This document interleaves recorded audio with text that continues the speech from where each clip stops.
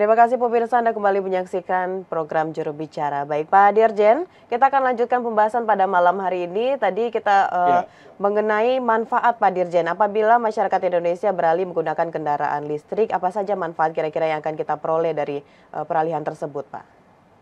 iya. Jadi ada yang berpersepsi bahwa subsidi kendaraan berbahan bakar listrik berbasis baterai ini adalah pemborosan ya, karena pemerintah mengeluarkan anggaran tambahan untuk subsidinya atau insentif pajaknya ya. Tetapi sebetulnya ada penghematan yang bisa dicapai dengan subsidi ini.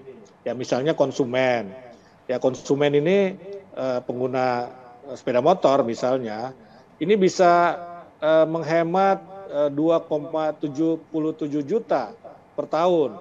Ya penghematan itu bisa diambil dari mana? Ya dari bahan bakar itu begitu ya. Kalau dia beli bensin ya dibandingkan dengan menggunakan listrik, yaitu dia bisa menghemat 2,77 juta per tahun. Mm. Nah, pemerintah sendiri ini bisa menghemat 3,32,7 miliar per tahun. Dari mana? Dari subsidi bensin, subsidi BBM. Kan BBM disubsidi ya oleh pemerintah Mm. kan, nah, untuk yang jenis tertentu. Nah, jadi karena penggunaannya hemat, ya karena orang menggunakan kendaraan berbahan bakar listrik, maka subsidinya juga jadi hemat, kan begitu kan? Ya 32,7 miliar loh per tahun. Nah, ini saya kira juga perlu dipikirkan, dipertimbangkan oleh mereka yang mempersoalkan, ya mempersoalkan.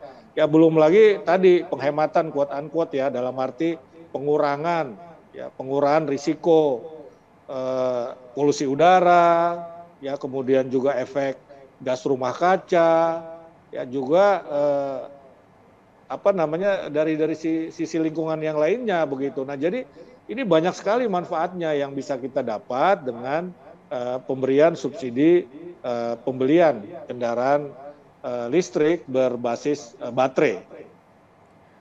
Baik, selain mewujudkan energi ramah lingkungan, pemerintah juga tentunya menghemat sekitar 32,7 miliar rupiah setiap tahunnya.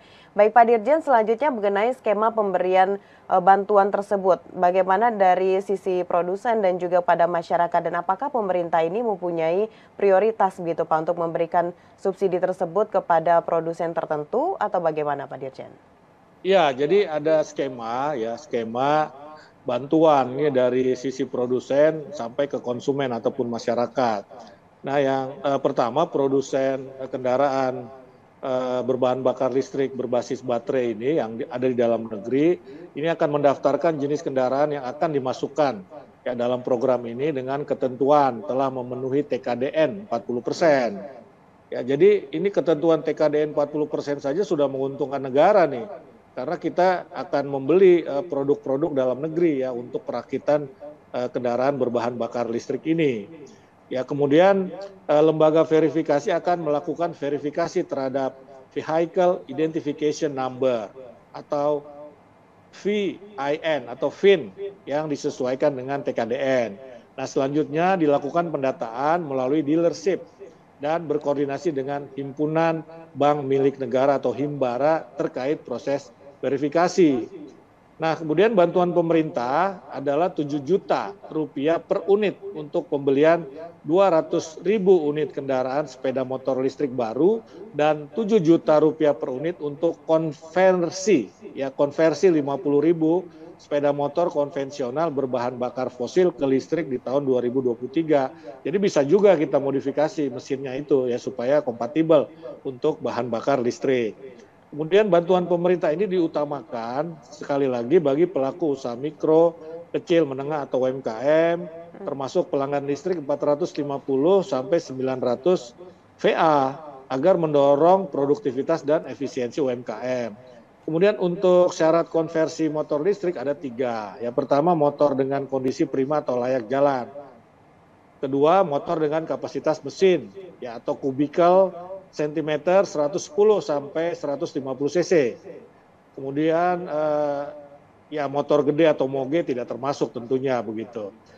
Dan motor harus dengan administrasi yang masih dilengkapi seperti STNK, BPKB, kemudian nomor kendaraan legal, dan KTP pemiliknya. Kemudian apabila masyarakat memiliki 2 sepeda motor, ya untuk sementara ya hanya 1 yang dapat dikonversi supaya yang lain bisa juga ikut program ini begitu. Kemudian motor juga harus dikonversi di bengkel yang bersertifikat dari Kementerian Perhubungan, dan pemerintah akan siapkan aplikasinya agar dapat dengan mudah mengetahui lokasi bengkel konversi. Ya, jadi bisa dilihat, bisa ditanyakan ke Kemenhub. Kemudian sedangkan untuk pembelian motor listrik baru untuk konsumen yang berhak mendapatkan bantuan subsidi dalam pembelian motor dan mobil listrik, diantaranya pembeli akan datang, kemudian dealer akan memberikan nomor induk kependudukan NIK pada KTP. Nah, kemudian di situ akan dilihat apakah dia calon pembeli masyarakat berhak dapat bantuan. Apabila setelah dicek dalam sistem berhak, ya tentu akan mendapatkan bantuan dengan langsung adanya pemotongan harga. Nah, kemudian dealer input sesuai dengan prosedur dan ajukan klaim insentif ke Bank Himbara. Lalu Himbara periksa kelengkapan, dan apabila selesai Himbara bayar insentif bantuan ke produsen. Ya, jadi nilainya berapa? Misalnya tadi 7 juta ya. Jadi bisa klaim ini dealer ya untuk mendapatkan penggantiannya dari Bank Himbara. Nah, kira-kira begitu prosedurnya. Baik, tentu dengan skema yang Bapak sampaikan tadi itu menutup kemungkinan bahwa adanya target atau sasaran dari subsidi kendaraan listrik tersebut yang tidak tepat sasaran begitu Pak Dirjen. Karena pemerintah sudah sangat mengatur secara detail. Bagus Pak Dirjen, setelah ini kita akan membahas lagi mengenai bagaimana ekosistem kendaraan listrik serta bahan baku di Indonesia. Namun kita akan jeda pariwara sejenak.